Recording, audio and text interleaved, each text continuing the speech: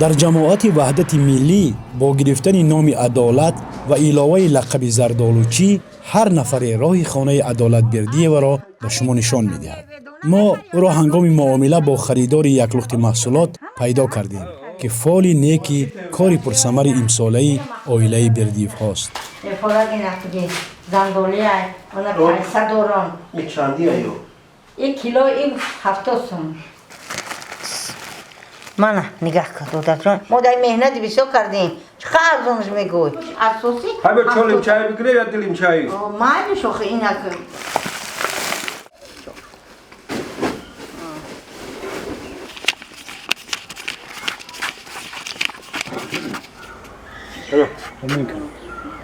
رحمت برکه بیای شما برای فروشه شما بود برابر ایمده با قیمت را فروشه پلکنی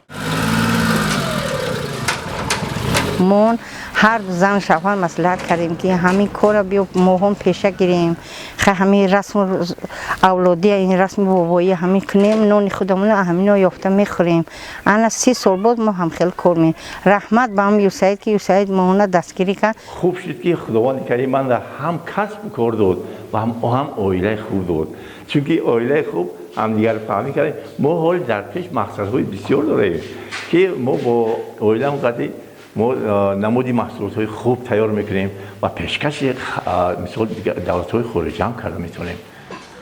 در دایره لایحه یوسعید عاید به رقابت‌پذیری اگروبیزنس در تاجیکستان عدالت بردی و تجهیزات کامل میوه خشککنی گرفته است. این تجهیزات خراجات علاوه‌ای را طلب نمی‌کند. پوچاق دانه‌های زردآلو، پیسته و بادام را همچون سوزشواری در آن استفاده بردن ممکن است. علاوه بر این هم مهنت سنگین از بین برده شد و هم محصولات خوش‌صفت‌تر و بازارگیر گردید. 3 سال پیش عدالت با مهنت دستی در تمام موسم همگی 3 تانه میوه خوش میکرد و خلاص. حالا باشد چنین مقدار را در ظرف چند روز به دست می آورد.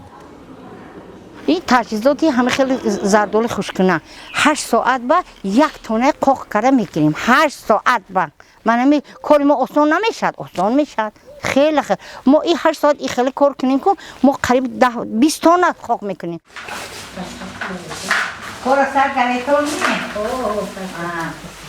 عدالت نه تنها مصلحتگر و مشاور بی‌منت همسایه زنان و دوگانه هایش است که همیشه به کمکش میشتابند. همچنین کم نیستند زنان تاجر موفق از دیگر ناحیه ها که از مصلحت ها و تجربه او استفاده میکنند. یکم بار خانه‌شون رفته کدام نامطاقتی قاق میکنن اول شناس شدم دیده برآمدیم و کسو مصلحت‌های خوب گرفتیم بعد وقتی کار سر شدنده خانه به تکلیف کرده در خانه همین چیزا با یک بار دیگه به دست خودشون نشان دادن. تجهیزات نوی زمانوی نه تنها روش کار را آسان و درآمدناکی را افزون کرد اینچنین نظر عدالت را به زندگی هم تغییر داد. این قشه برای بیزنس سال آینده میمانیم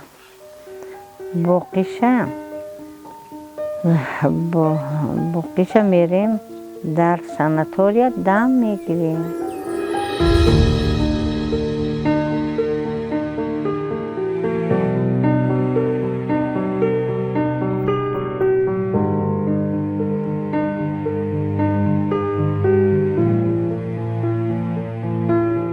لایحه اکد در بخش رقابت‌پذیری، فراگیری اجتماعی و استواری کشاورزی در تاجیکستان سهمی ارزنده می‌گذارد.